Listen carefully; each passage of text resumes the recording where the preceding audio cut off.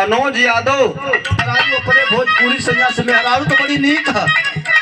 मेहरारू तो एकदम जैसे लगत है गाल टमाटर की दाई लाल।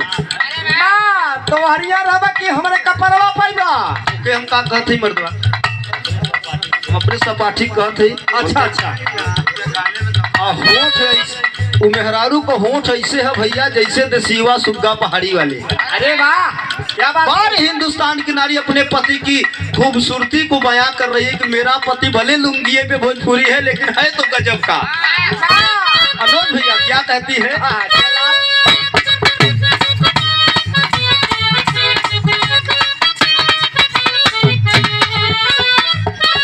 बतावत है कि हमार सैया जब कंघी लगावेलन तो इतना नीक लगेलन प्रेम कभी इतना नीक लगेलन इतना नीक लगेलन कि रउआ कहे का कोनो बातें नहीं खे है।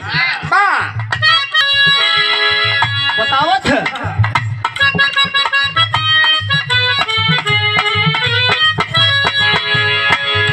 का बतौलस झारस जब बाल सैया जी झारस जब बाल सैया जी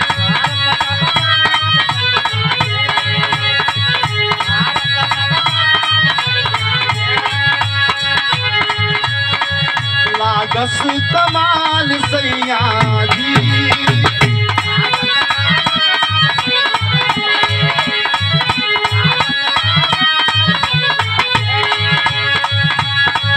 बगल से निकाल सैया जी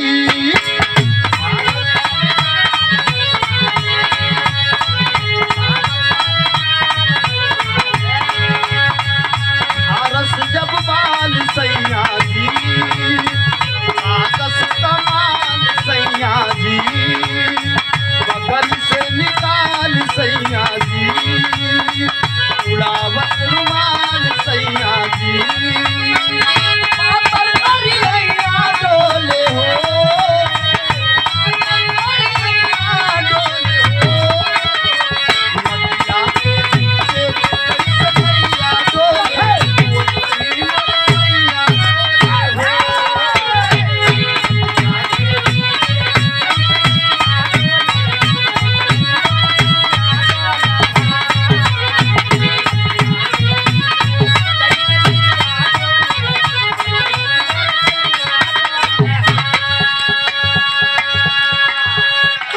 भैया हो बहुत बहुत धुन बहुत बहुत तर्ज है।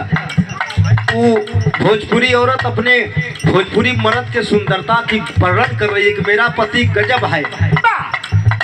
मास्टरवा मार कैसेट बदल दे से मेहरारू बड़ी खूबसूरत है।